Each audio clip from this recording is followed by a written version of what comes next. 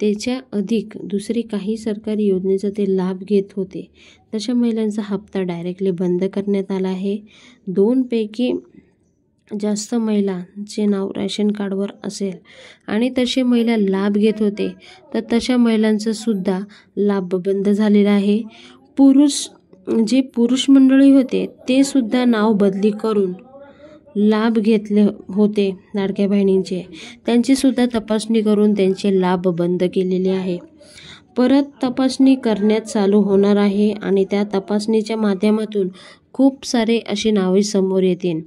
तर ही होती लाडक्या बहिणींसाठी बॅड न्यूज आणि एवढी संख्या समोर आलेली आहे. अजून तपासणी इलेक्शननंतर सुरू होईल तेव्हा अजून आकडेवारी वाढणार आहे.